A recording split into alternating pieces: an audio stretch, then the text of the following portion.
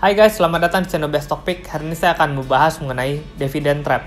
Nah, bagi Anda yang belum pernah menonton video pertama kali tentang dividen, silahkan klik dulu link di atas ini untuk mendapatkan penjelasan bagaimana sistem pembagian dividen, tanggal apa saja yang perlu diperhatikan.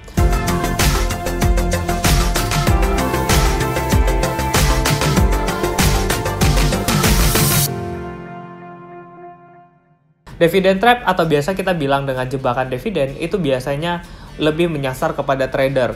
Karena seperti yang saya bilang di video sebelumnya, kalau dividen itu hanya untuk investor, bukan untuk trader. Walaupun beberapa trader terkadang mengambil kesempatan, tetapi saya akan jelaskan di sini apa sih yang disebut dengan dividend trap bagi para trader. Karena trader-trader pemula atau trader yang masih baru atau yang baru terjun ke dunia saham, biasanya diiming-imingi, saham itu tiap tahun memberikan dividen. Nah, nanti di awal tahun misalnya seperti kemarin ada beberapa perusahaan yang sudah membagikan dividen. Let's say misalnya seperti Demas atau BCA yang sudah membagikan dividen. Ya orang melihat, berarti kalau saya pegang di tanggal comeback, saya bisa dapat sekian rupiah nih. Nah, menarik gitu. Tanpa mereka mengetahui sebenarnya ketika dividen itu telah dibayarkan, harga saham itu akan kembali turun gitu sebesar dividen yang dibagikan. Nah, dividend trap itu adalah ketika pembagian dividennya justru tidak sebanding dengan penurunan harga sahamnya gitu. Misalnya ada satu perusahaan, kita anggap perusahaan X membagikan dividen Rp500 misalnya, sedangkan harganya misalnya Rp20.000 gitu. Nah, dividen itu biasanya berarti saya dapat Rp500. Nah, harga saham itu akan turun sebanyak Rp500 gitu karena ada dividen yang keluar gitu. Tetapi ada beberapa case justru yang turun bukan cuma Rp500, tapi bahkan bisa 600, 700, bahkan 1000 atau bahkan lebih daripada itu. Nah, itu yang disebut dengan namanya dividend trap gitu. Walaupun tidak semua kasus seperti itu, tetapi kalau kita lihat kebanyakan ya kasus dividend trap ini cukup banyak dan justru investor-investor jadi nyangkut karena mengharapkan dividen. Padahal sebenarnya perusahaan ini bagi dividen tapi habis dari jualan aset nih uangnya gitu. Dimana ketika bagi dividen ya agak susah untuk kembali naik karena ya emang udah selesai gitu, udah nggak tahu mau ngapain lagi gitu. Karena kedepannya ya karena kemarin jualan aset ya labanya bisa nggak lebih gede daripada tahun sebelumnya gitu. Nah, tapi itu beberapa hal yang para trader pemula nggak tahu, jadinya taunya dividennya besar saya ikutan deh gitu, tanpa melihat sekarang malah turunnya jauh lebih banyak daripada dividen yang dibagikan. Nah, di sini saya akan lebih menjelaskan secara praktikalnya bagaimana dividend trap itu muncul di pasar saham gitu. Saya ambil contoh misalnya Bank Jawa Barat ya, di mana dividennya sebesar Rp94, comeback-nya tanggal 24 April 2020 kemarin. Nah, Bank Jawa Barat ini di tanggal 24 itu pembukaan di harga 950, lalu penutupan turun sampai 915. Nah, kalau kita mengikuti acuan pembagian dividen sebesar Rp94, seharusnya Bank Jawa Barat itu turun dari 915 dikurangi 904, berarti di area sekitar 820 begitu penurunannya. Tapi kalau kita lihat ke grafik tanggal 25, Bank Jawa Barat turun sebesar 60 poin atau sebesar 6,6%, di mana cuma turun 60 poin karena batas satu hari penurunan IHSG itu 7% gitu. Di hari keduanya di tanggal 26-nya Bank Jawa Barat kembali turun lagi sebesar 55 poin gitu, sebesar 6,4% kalau nggak salah.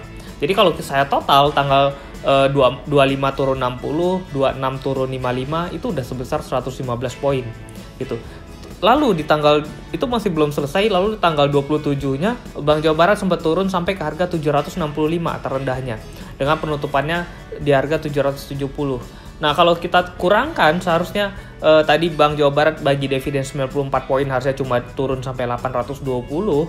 Justru kenyataannya secara grafik dalam harian itu muncul penurunannya sampai ke 765, di mana yang seharusnya turunnya cuma 94 poin jadi turun sebesar 150 poin untuk Bank Jawa Barat gitu. Nah, ini yang disebut dengan dividend trap, di mana kita dapat dividennya cuma 94, tapi kita karena harga sahamnya turun jadi kita malah ngebayar lebih banyak jadi Rp150 untuk penurunan harga sahamnya. Nah, ini yang banyak para trader itu nggak ngerti, nggak tahu, jadi sehingga banyak yang kejebak. Akhirnya ya pada cut loss tuh gitu. Kenapa mereka bisa turunnya lebih dalam daripada dividen yang dibagikan? Karena baik trader pemula ini melihat penurunan selama 3 hari sebesar lebih banyak daripada dividen yang mereka dapat, mereka jadi panik gitu. Jadi ketika mereka bisa jual, mereka akan panik menjual saham-sahamnya yang mereka punya di Bank Jawa Barat itu.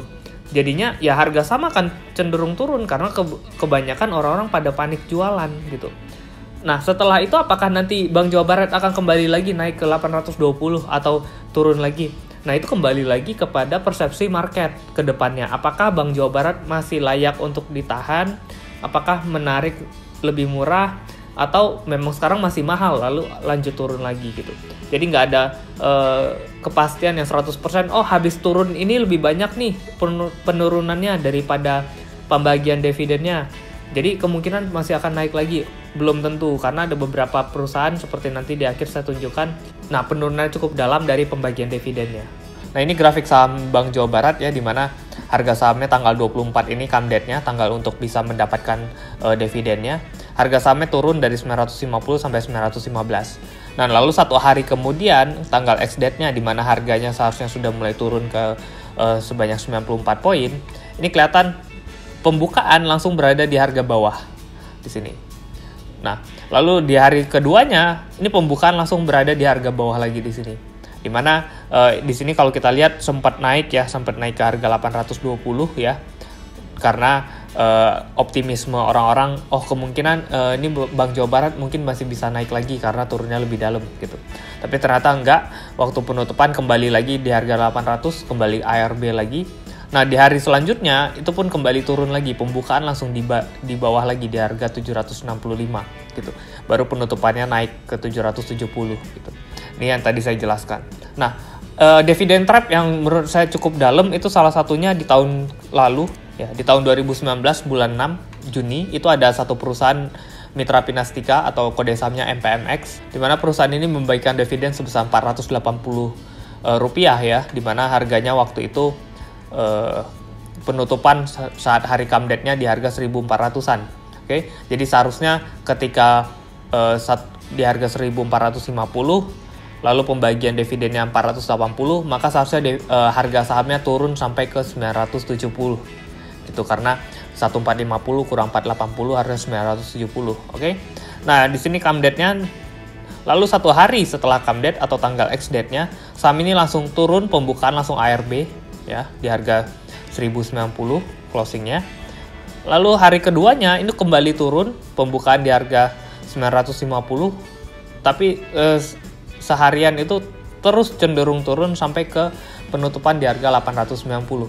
Jadi dalam 2 hari penurunannya udah lebih dalam nih daripada dividen yang dibagikan 480, sedangkan penutupannya di harga 890, dan orang baru mulai bisa jual di pagi hari itu di harga 950.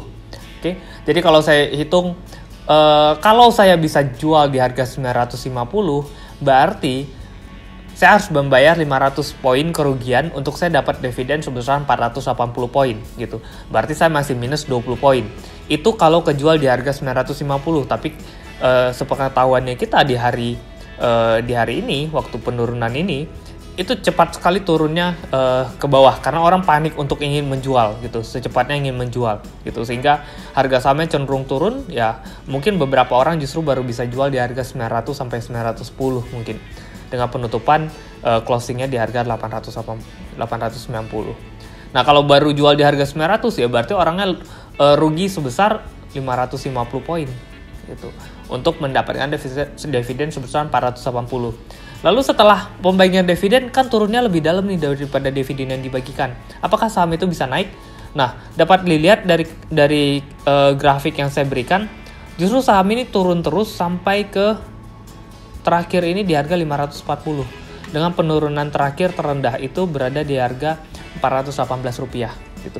Jadi bayangkan jika Anda beli di harga 1.400, Anda dapat dividen 480, ya berarti Anda potong dikurangi. Jadi modal Anda mungkin sekitar 950 atau 900 lah contohnya.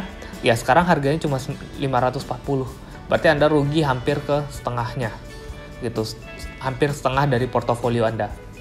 Dimana ya jebakan dividennya cenderung cukup dalam untuk perusahaan ini.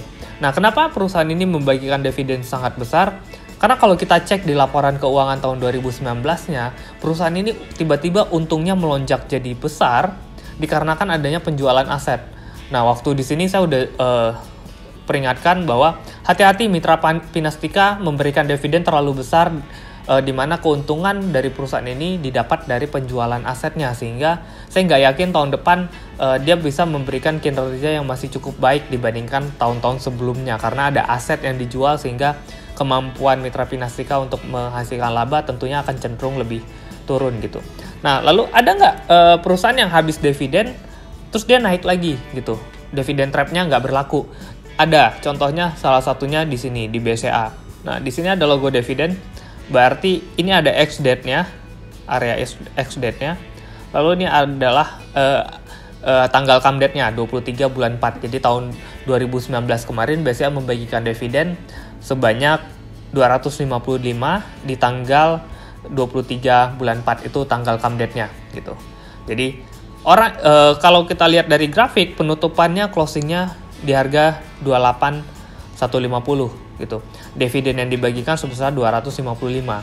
Jadi seharusnya BCA ini waktu satu hari setelahnya turun nih sebanyak 255 gitu. Harusnya di bawah sini nih grafiknya, pembukaannya kan turun. Tapi tidak demikian, karena balik lagi dividen trap-nya tidak berlaku, justru harga sahamnya pembukaannya di atas lebih tinggi daripada hari kemarin gitu. Jadi dividen trap tidak berlaku untuk saham BCA waktu ini. Bukan berarti untuk seterusnya, oh BCA nggak ada dividen trap, belum tentu, bisa jadi kedepannya BCA ada dividen trap gitu. Tapi balik lagi, lihat satu hari setelah ex-date baru tercermin harga sahamnya turun, tapi kembali lagi habis itu naik lagi lebih tinggi. Bahkan kalau kita lihat secara historinya, ya di sini waktu ada kerusuhan untuk pilpres ya banyak yang demo, jadi sempat turun juga cukup dalam, tapi kembali naik lagi bahkan lebih tinggi dari sebelum pembagian dividen. Berbeda hasilnya dengan Mitra Pinastika tadi gitu, karena balik lagi waktu pembagian ini dividennya juga nggak terlalu besar dan nggak ada aset yang dijual, ya kinerja BCA juga masih cukup baik. Di tahun 2019 juga masih mencatatkan kinerja penutup tahunnya juga masih cukup baik, bertumbuh gitu.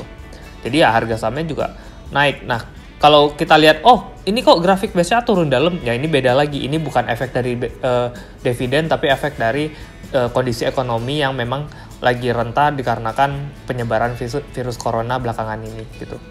Lalu setelah itu turun atau naik, ya balik lagi itu akan di drive oleh kondisi market atau rumor yang beredar secara jangka pendek. Apakah ini akan turun terus, ya kita nggak tahu. Nah, sedangkan IHSG itu di drive oleh isu dari corona atau kondisi ekonomi sekarang ini gitu. Jadi bukan dari dividennya. Oh, BCA turun karena dividen nih. Itu justru nggak terlalu berpengaruh karena dividennya cenderung lebih kecil gitu. Kalau tadi di bagian Mitra Pinastika kan dari 1450 untuk dapat 480 itu masih sekitar 30-an% gitu dividen yield-nya. Jadi makanya turunnya juga ambrolnya cukup dalam. Ditambah lagi dia juga bagi dividen gedenya karena ada jualan aset gitu. Oke, jadi di video kali ini makanya saya kembali menyarankan bahwa kalau Anda trader hanya buat beli saham masuk di come date, jual di ex date, itu mending Anda pertimbangkan lagi, karena selama ini ketika kita trading, kalau saya perhatikan justru saham-saham yang waktu pembagian dividennya gede itu turunnya bisa lebih dalam daripada dividen yang kita dapatkan. Jadi justru akan jadi rugi lebih besar karena capital loss-nya lebih besar dibandingkan dividennya gitu. Mungkin di next video nanti akan saya jelaskan dari sisi investor, kalau kita berinvestasi lalu kita mengharapkan dividen juga, apakah salah? Nah, itu nanti akan saya ulas nanti untuk materinya di video-video selanjutnya. Ya, itu tadi penjelasan saya mengenai dividen trap. Jadi kalau Anda seorang trader dan Anda ingin membeli dari come date ke ex date, itu sebaiknya Anda pikirkan lagi, karena kebanyakan kalau saya lihat transaksi saham belakangan ini yang waktu pembelian dari come date lalu jual di ex date, itu rata-rata sahamnya justru turun lebih dalam daripada dividen yang kita dapatkan gitu. Oke, sekian video saya kali ini. Semoga apa yang saya bagikan hari ini dapat bermanfaat bagi Anda semua. Jangan lupa klik like, subscribe, dan share video ini kepada teman-teman Anda untuk terhindar dari dividen trap. Oke, sampai jumpa dan semoga cuan.